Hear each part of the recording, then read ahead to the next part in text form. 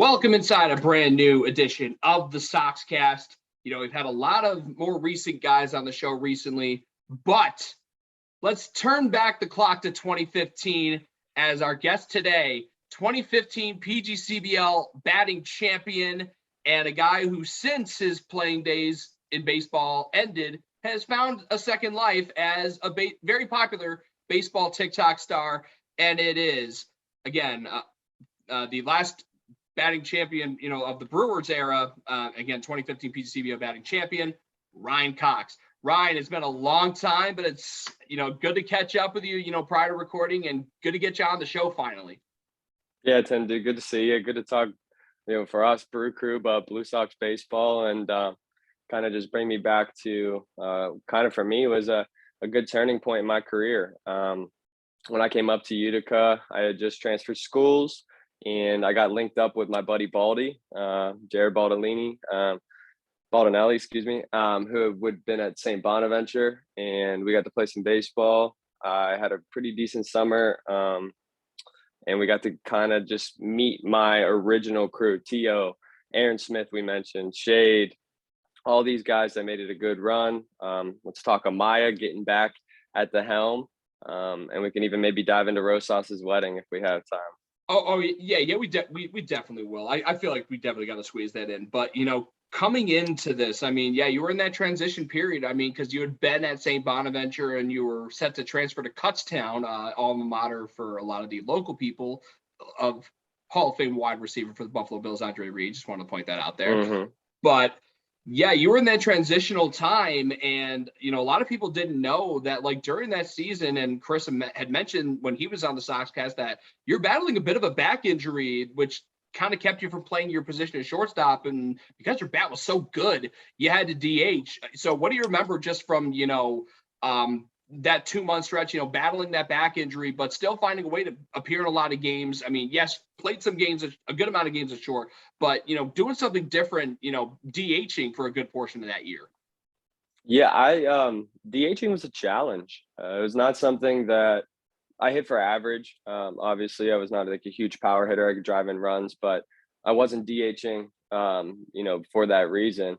So to not have the rhythm of the game was really a challenge. But Chris just kept letting me just try to tough it out, try to keep playing, try to do whatever I could, and being able to have 3-4 at bats a game. I kind of was able to get into an easier mindset where I could appreciate, the innings or whatever when I was not there, but find my time to get ready a little bit earlier than I would if I was, playing short and then coming in to hit.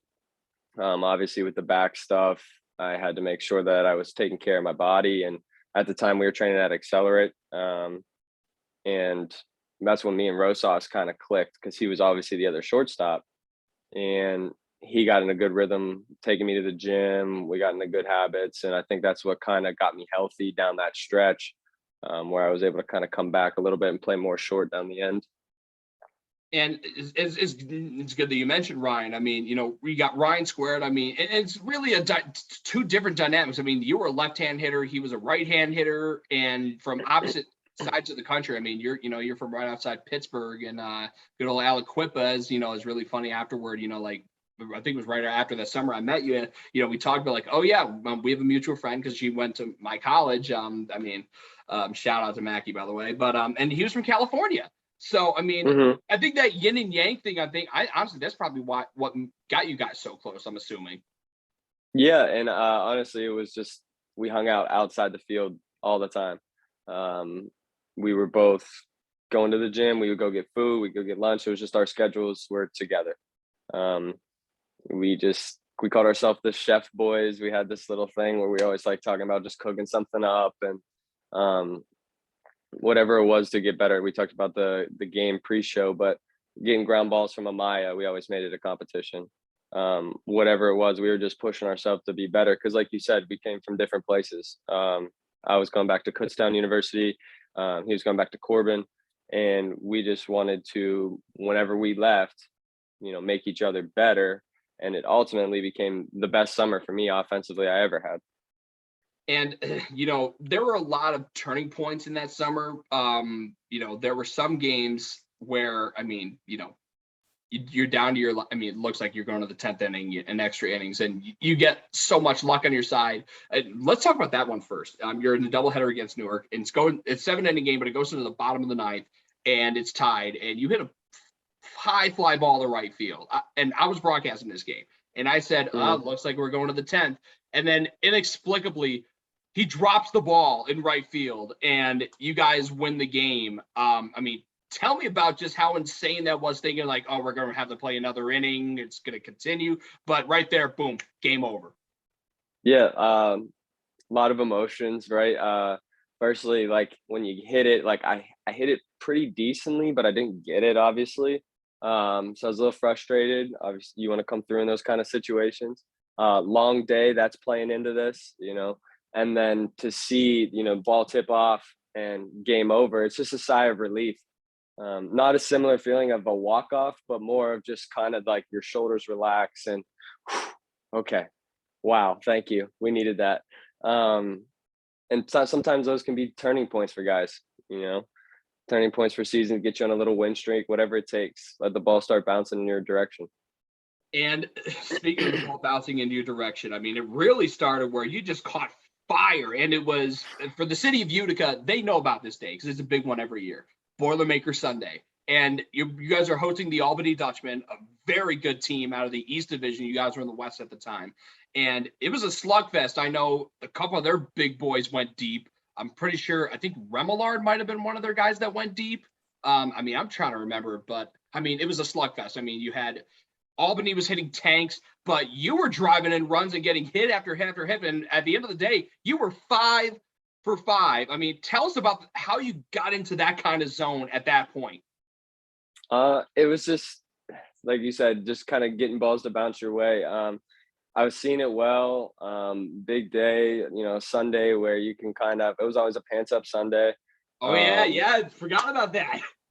Yep. So you feel good, look good, feel good, play good. So we had the pants up, and there was a time, I got to check if this was in that stretch. I think it was, but it started at Mohawk Valley. And I went 0 for 2 that day, and I might have been 0 for maybe 1 hit the day before, but I didn't feel good at the plate.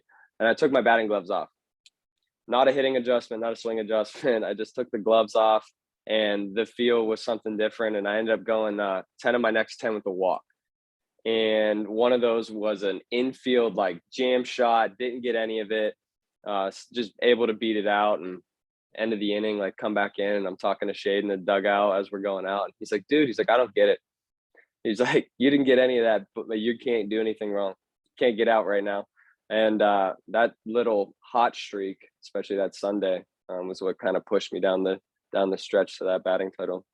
And, playing relaxed is such a big thing. And I think, playing loose allowed you to play that much better. I mean, literally, freeing your hands to, not have the batting gloves on, boom, you start hitting the ball. But I mean, that whole crew was loose. I mean, you had so many characters. I mean, we don't want to discredit Jack McClure. McClure was a funny guy. Baldy was funny in his own right. Hilarious. But Aaron Smith is in a class of his own, and especially that one game in Elmira. I mean, first of all, going to Elmira, and I was on that trip with no AC on the bus, that long trip down. I remember we stopped at a convenience store, and I'm pretty sure there was like some guy like escaped like a prison. He was on the loose somewhere near us, I believe. I don't know if you remember that gas station. I remember the gas station because guys were going down the bank towards the creek. And Aaron just going off the bus and yelling, "Go Brewers!" all the way. Mm-hmm. And then there was a 3-hour rain delay, and just I feel like most days when that happens, you just be like, why? But when you have a loose crew like that, I feel like it definitely has to make it a lot more fun and not like a drag. Yeah, and that's what, especially with summer ball, if you can get a good group of guys like we had, shout out to Baldy and Careless Whisper for the walkout. But when you have a good group of guys that enjoy playing the game, it makes you want to show up to the ballpark. It makes you okay with enduring things that aren't pleasant, like, the bus without AC or unfortunate weather, because you turn it into games, you turn it into conversations. You get to meet people, and like you mentioned Rosas being across the country, but we had 2 players from Taiwan. We had guys from all walks of life that like Aaron Smith. Every time I hear the song, I don't know if cheerleader is the actual name of the song, but talking about I need a cheerleader, and he's high kicking through the locker room. Just an incredible culture. Oh yeah, and the funny thing was, I remember that first stretch of the season where we started on the road, and before every single game until I think we lost, like I think we started off winning 2 in a row, and then we lost in Amsterdam. But before each of the first 2 games, before we left the clubhouse, because this was when the nasty freestyle was a big thing. Like that was me, and like it was Iceman. it's just stupid little stuff like that like honestly 2014 was a good first summer for me, but like that was probably the first time being like actually in college and coming back to the trip. That's probably the first time I really felt like I fit in, but I feel like you guys as a group made it so easy, and all of you just, I don't think there was any really outliers. Everyone meshed so well. Yeah, I mean, there's definitely 30 guys on the team, so everyone's going to hang out with guys a little bit more than others. But when we were together, everybody could just be themselves, and that was the best part. Whether it was Mason just being Mason, and I actually get to play against Mason my following summer in the Coastal Plains League, which was awesome. You got Shade and To, you got Hawk, you have the pitchers, Palmer, McClure. You got all these guys that just make it, wherever you're at, a different conversation, but it's unique. It's fun. You would have guys that would play 2-ball before the game religiously. We'd have big circles of guys flipping baseballs at each other. That was probably some of my favorite memories, to be honest with you, whether it was under the bleachers in a rain delay or, out in the middle of the field 45 minutes before first pitch, like just fun. And speaking of fun, another thing, and I loved this usual whenever I did go on the road, I loved participating in this, to and from, especially those games that are pretty far away. We can't not talk about Mafia. Yeah. Taylor to this day, T.O., if you're watching this, I will never forget the day you sat next to me in Mafia and we had that alliance and I lost. It came down to the final 3. And I was sure that T.O. was on my side. I was sure that he wasn't Mafia. But it was just one of those games that I ended up learning it there and then took it back to Kutztown with me. I played in both my next 2 summer ball leagues. It's just a game that everybody knows, but it's a chemistry builder. It is a chemistry builder for sure. If you can get a group of guys that can really invest in the game, it makes long bus trips go faster, and you kind of get to figure out who people are by just a simple game of the towns, the Mafia, the cop, and the doctor. Oh yeah, dude. I'm just like, I'm getting all these flashbacks. They're all vividly hitting me like right now. I mean, again, that was just a boatload of fun. And, and there were other like quirky little things that made that group so much fun. Aaron being, the starter of all that. And another thing that he loved to do was proposing that Dom get a swing. Hey, get Dom an AB. So Chris would say, like, he would just shout that just randomly in the middle of out of nowhere. I mean, what do you remember just from the origin of that? And just like, I can't even imagine just hearing that, just instant laughter.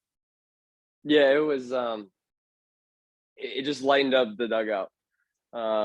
Anytime we needed it, it was a good thing if we heard it when we were up 10. It was hilarious if we heard it when we were down 10. Just because it reminded us that, hey, we all are out here. Everyone wanted to see Dom get an AB. And it just was, we have 55 games. Let's enjoy every moment. And Aaron was the guy who kind of took the tension out of the room.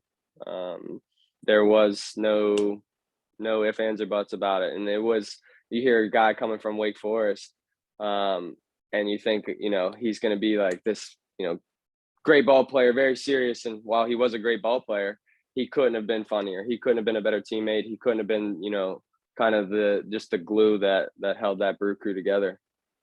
And it's really funny. The personality. The funny thing is, with back then with the Brewers, it was hard getting people to ball games. Diamond Dogs, when they would come to town, there'd be pretty good showings, and most weekend games you have pretty good outings as well. But and which is why it was sad the first year when Baldy broke out Careless Whisper, that it was just so it's just depressing knowing that he doesn't have a big enough audience to get the reception it deserved. And then when he came back, I feel like you must have seen it from afar when he did return, just how different the reception was. And seeing, I don't know if you did, I actually got a live saxophone player to play at one game. I did, and that was just Baldy being Baldy. But you're right, it is sad that it didn't get the recognition it deserved in 15. It's just his personality. It's so perfect. And I think it might have been, was it Donaldson at the time who had it? Reddick. And he got it. And I remember because I screamed with him, and he was like, I'm doing Careless Whisper. And I was like, yeah, perfect. Run with it all year. And then sure enough, here's Timmy getting the saxophone. Yeah, I wish I took the sax lessons myself, but the funny thing, it was literally an impromptu thing. I'm like, because he was supposed to do 7 stretch. I'm like, hey, do you I feel like I'm like ignorant for asking, Careless Whisper, assuming that he'll know, but sure enough, he did. Just kind of how the ball rolls sometimes. But let's talk. Speaking of Baldy, let's talk about the Adirondack game where he clinched the playoff berth. Baldy went off in this game. Went yard, drove in 4. You had a pretty good night as well, and everyone was raking. But considering you're in Boonville, a place where it's by far the most hitter-friendly ballpark in the PGCBL, and while you guys are hitting well, talk about Simp shoving for all 9 innings, taking a no-no into the 7th, going wire to wire, 2 hits and 10 Ks. Yeah, it was just a feeling where that was a playoff push game. And we knew it. And as soon as Simp kind of got in a rhythm, and it was maybe the 5th, you had that feeling of whoa, is he going to do this whole thing? Goes through it with the 7th, and he was just such a competitor. A different guy, not on start days, but on start days, his intensity, the way that he would attack hitters, and he was just 10 out of 10 on that day, and you felt it. You felt it with every pitch. Everything was executed. Contact was weak, and Adirondack had guys that could rake. Chris, I don't want to mispronounce the last name. Quitzer. I've played with him a lot in my career. He's still playing, but that guy was chasing a batting title with me. He was upper 350s, 360s, 370s that summer. And Simp was just dealing. Had you ever seen, you see some good pitching performances, but I don't even remember. I don't know if you might have been DHing that night. Who knows? But where's that pitching performance rank as, seeing that on your side? It's just one of those nights where it's once in a blue moon, right?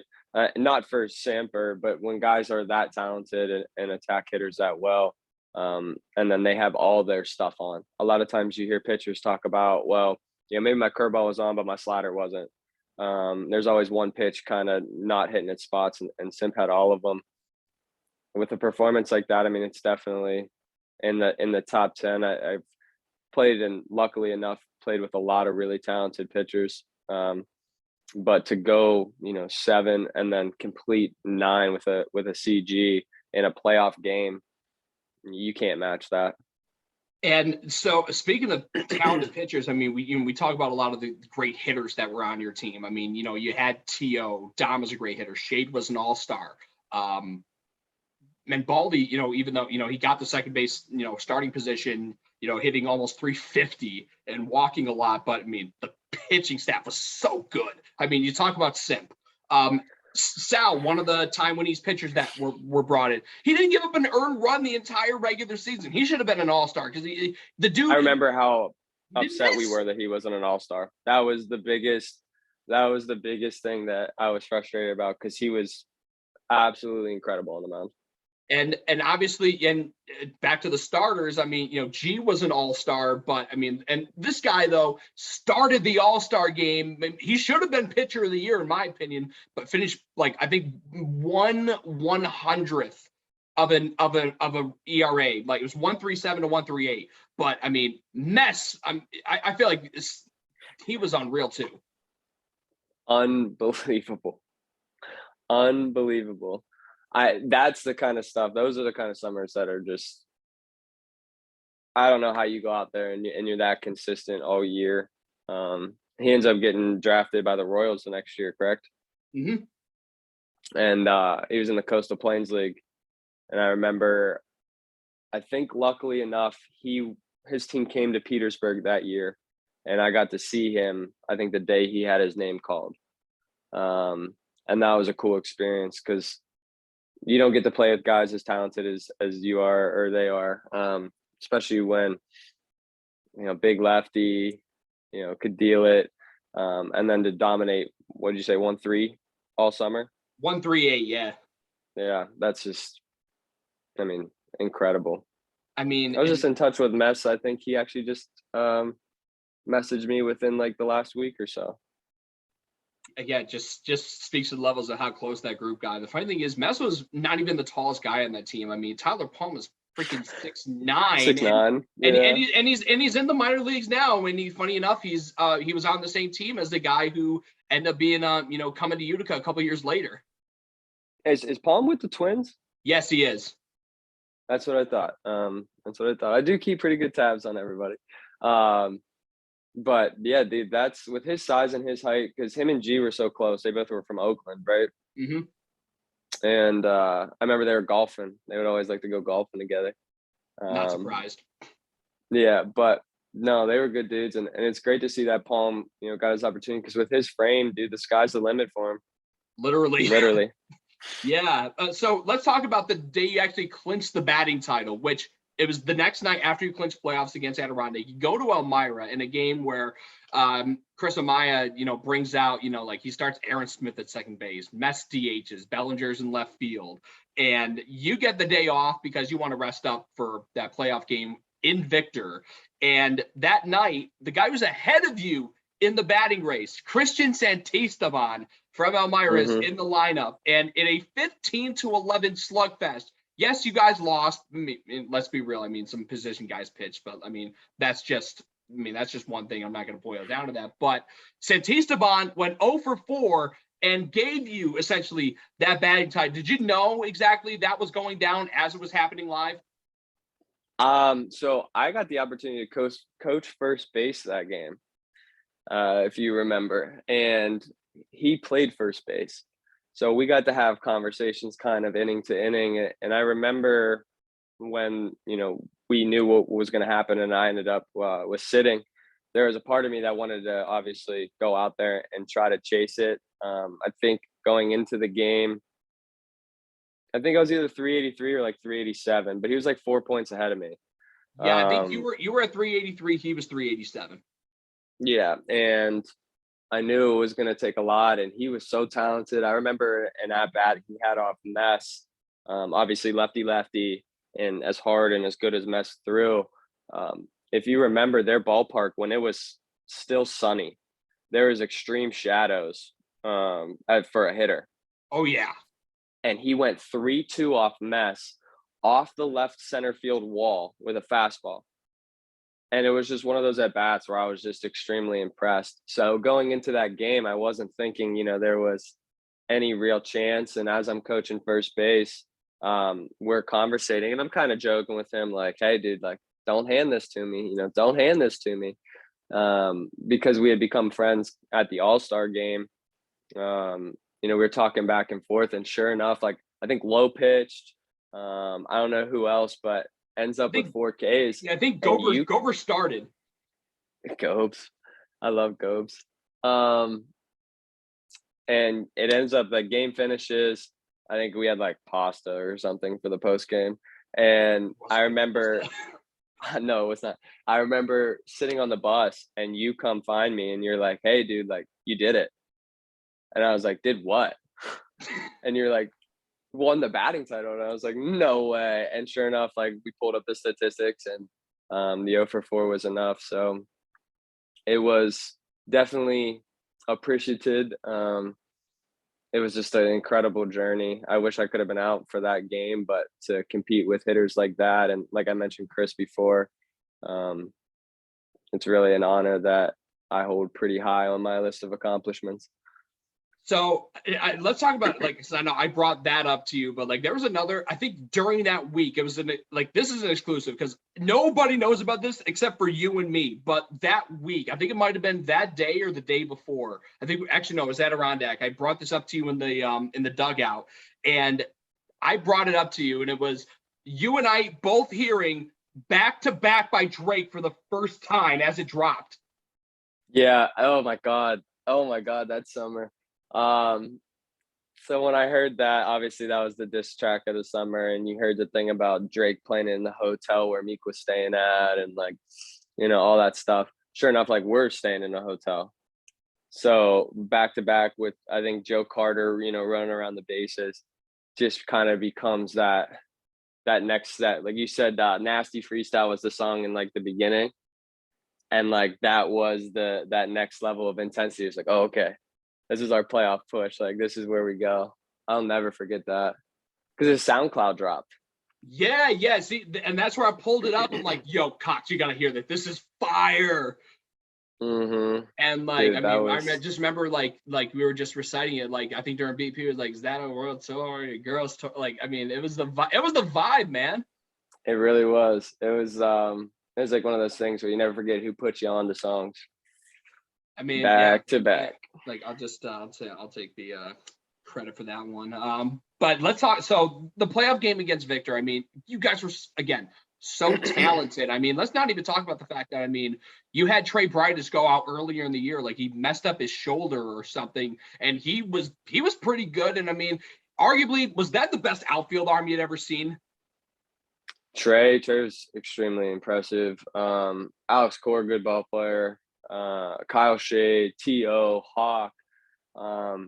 We had a lineup that Aaron Smith, there's everybody you could roll out there was just extremely talented, but Trey had an absolute cannon.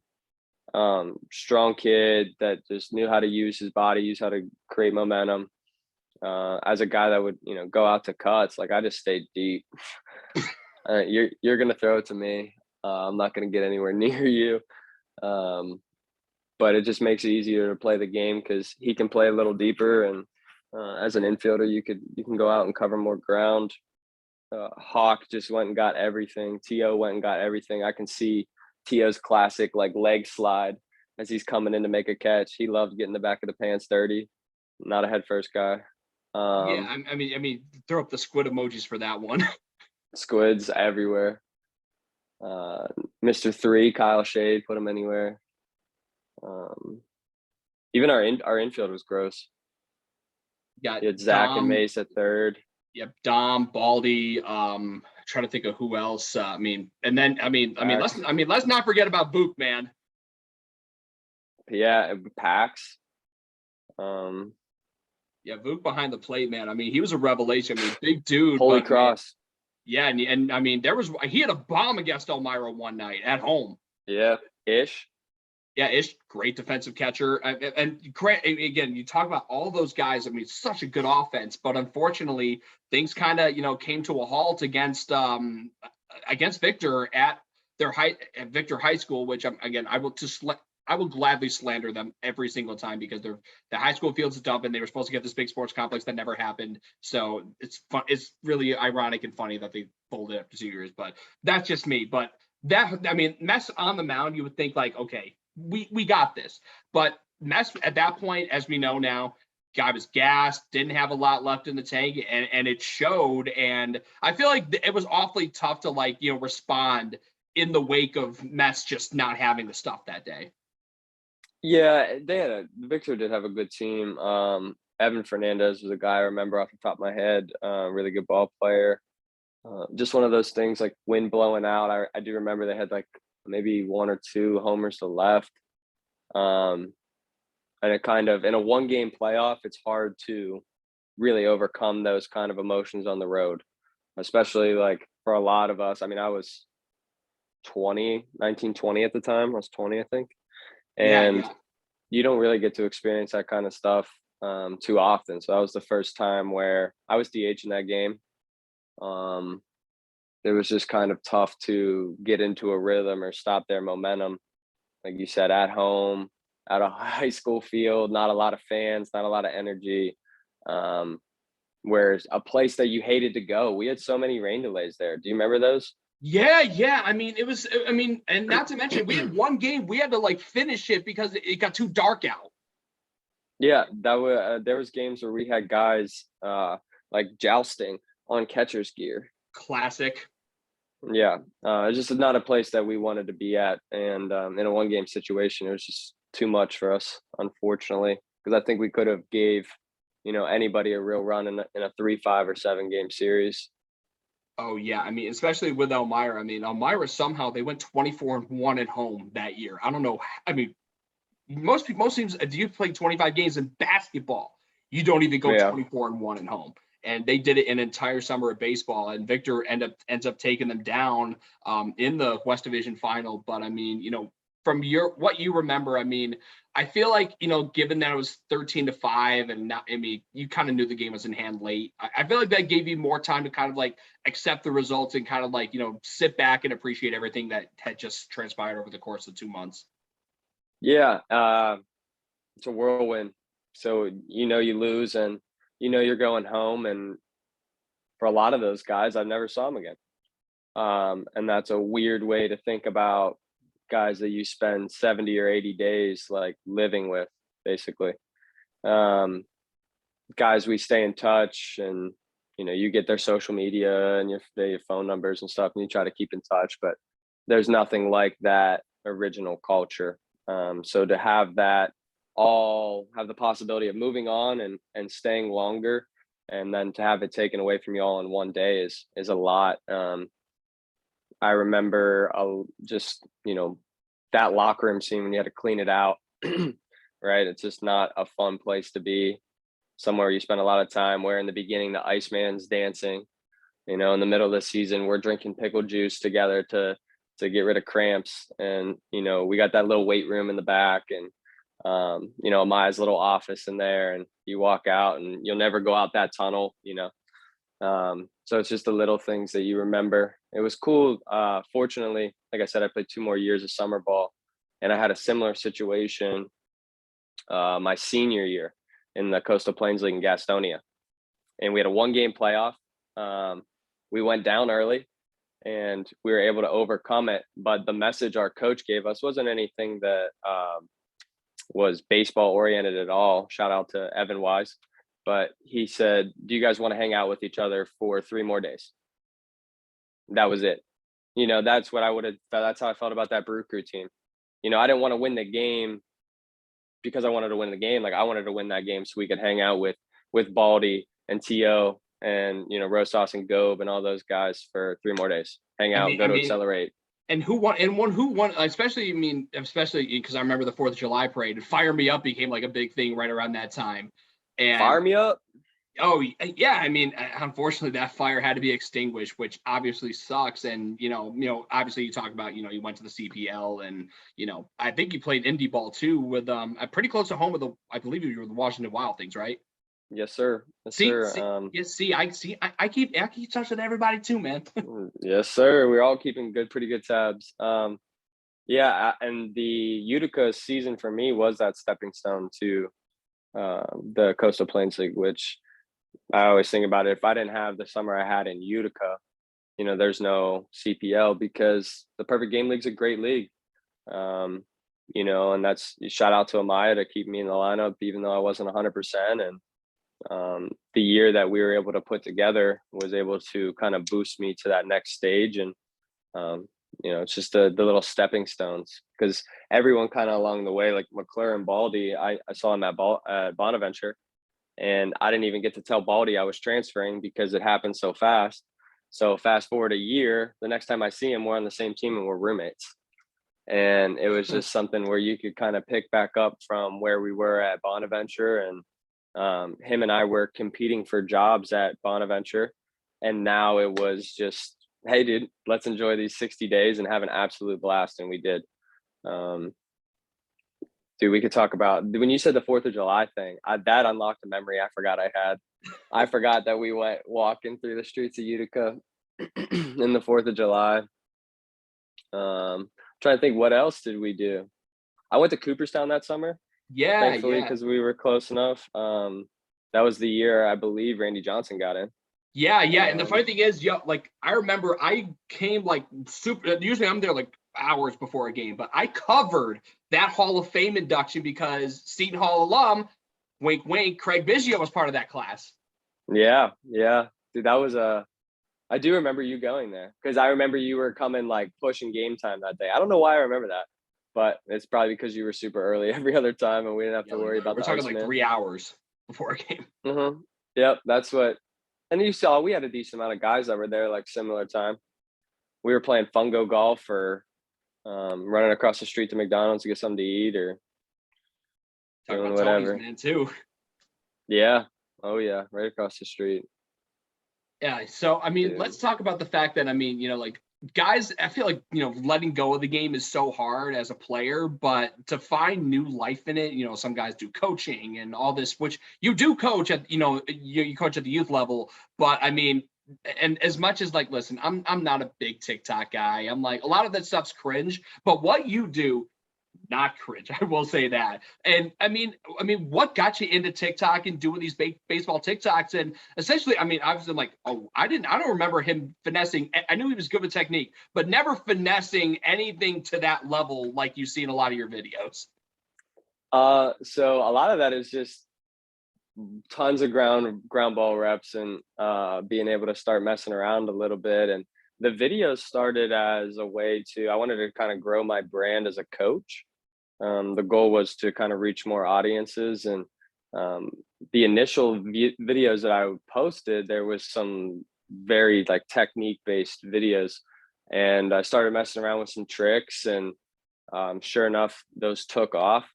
And so I was like, oh, okay, like let's see what I can really do. And the one thing I'd always do if a ball was kind of like hopping around is that little kick flip. And once I realized that I could kind of kick it up to myself like pretty consistently, um, I started trying a little bit more. And as we see like the behind the back stuff, like behind the back stuff comes just from playing catch and guys throwing it and working on it. But I've had a lot of really cool interactions. Um, I had a couple people at the college level reach out and want to talk like coaching prospects to work with infielders. Obviously not for that reason, just for the fundamental side of things. Right.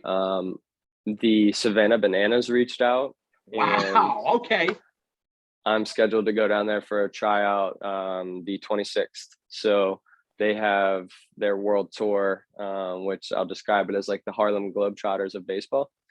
But they're going to run like 6 or 7 city tour. And they're building these teams just to create a fun style of baseball. And they reached out, their managers, Eric Burns, Great major Jake league Peavy, outfielder.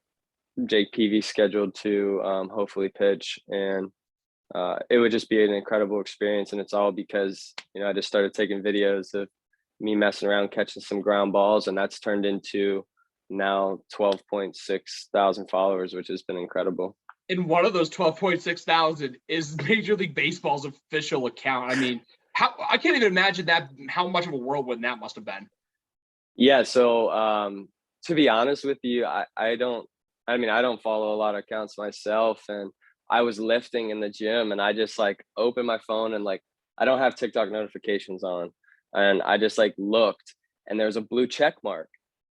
And sure enough, it was MLB. And I looked and there's 4.8 million people who follow them and they follow like 1,000 something people. So to just have them at least just to see the video, let alone follow, was just incredible. The first thing I did was I ran around the gym, just sprinted, like I was just screaming, and texted my mom, texted my girlfriend, just let everybody know. But it was, I still can't put it into words how incredible I feel with that. So, and the funny thing is, it's great that you mentioned the Savannah Bananas because as I've put it to, a lot of people, especially with how much fun we had this past summer, but like I'm essentially what we're trying to do in Utica, trying to become the Savannah Bananas of the Northeast because they put on such a good show. And I'm like, I want to do that, but no one can replicate it, but like to do that up here in the Northeast, to give these people the show they deserve. Yeah, I'm going to try as hard as I can to do that. And so it's funny that it's great that you mentioned that, but I mean, just to wrap this up, man, you talk again, it's been 7 years since this happened, 7 years since a batting title, 7 years since being part of a team that gave Utica their first PGCBL playoff berth. It's actually, as I've said many a time, laying the groundwork for everything the Blue Sox franchise has done ever since, including going to a PGCBL championship series, winning multiple regular season division titles, and having one losing season the last 5 years. For you personally, I mean, when you reflect on all that, what are the things that come to mind in terms of the bonds, doing something great and leaving such a mark on a city and a franchise, and obviously, leading to lifelong bonds that, literally going to your fellow shortstop's wedding not that long ago. Yeah.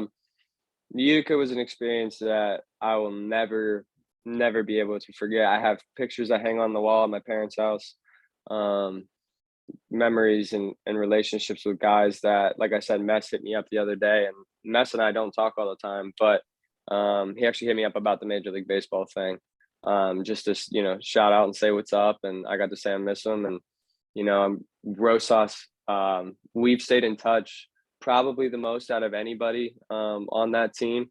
And initially, the years after we left, it was pretty frequent.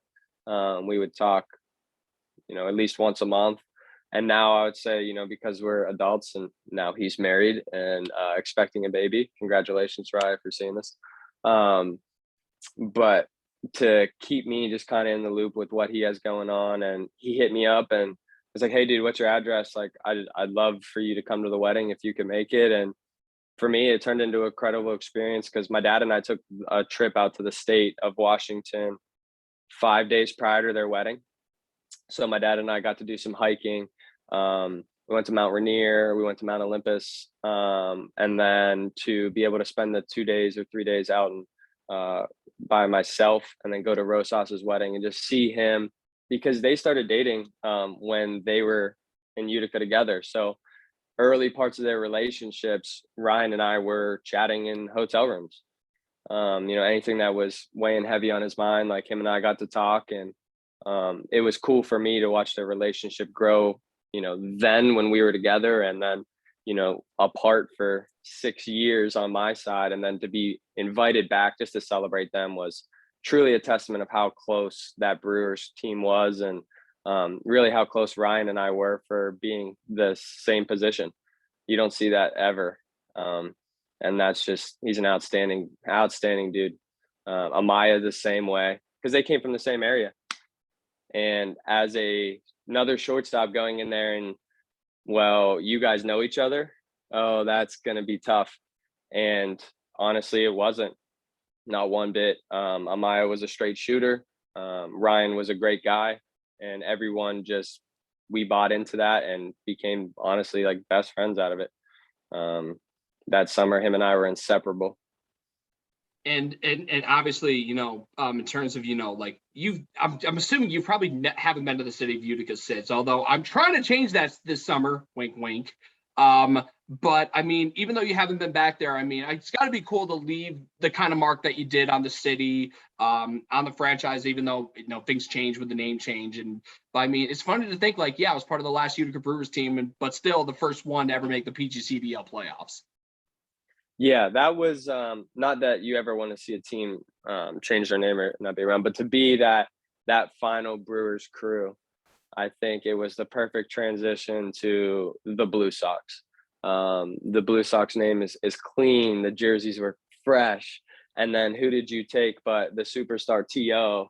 as the perfect face of the franchise for those next 2 years, and kind of the real rite of passage. So to be able to kind of be a part of the initial culture, like you said, show that, hey, Utica baseball is here. We're going to be pushing playoffs, hopefully bringing in a championship. And then to have T.O. kind of just carry that along and be able to check in. Baldy came back that second year. I'm watching a couple of my teammates and my friends do a lot of good things. And, I did enjoy my time in Utica. And, hopefully if I don't have all my youth games this summer, I'll be able to pop back up there for an alumni weekend.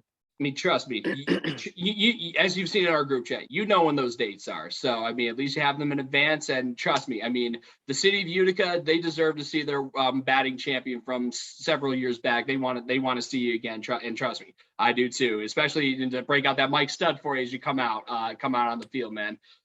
That's funny, dude. It's funny you say that. How crazy that Mike has taken his musical career now.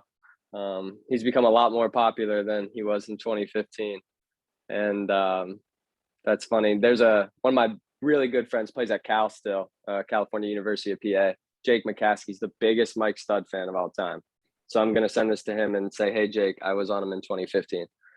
Yeah, you gotta have that one up on him. I would take that chance 100%. But Ryan, hey, thanks for the time, man.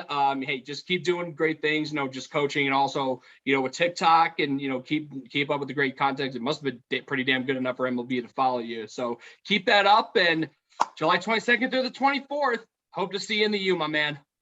Yes, sir, Tim. It was great chatting with you, dude. Keep doing good things. I see you're on a big call back at the alum soon. So I'm keeping tabs on you too, dude. Hopefully I'll be seeing you in July. Thanks for having me on. Well, for Ryan Cox, I'm Tim Best signing off for the Soxcast. Thanks for tuning in. We'll catch you next time.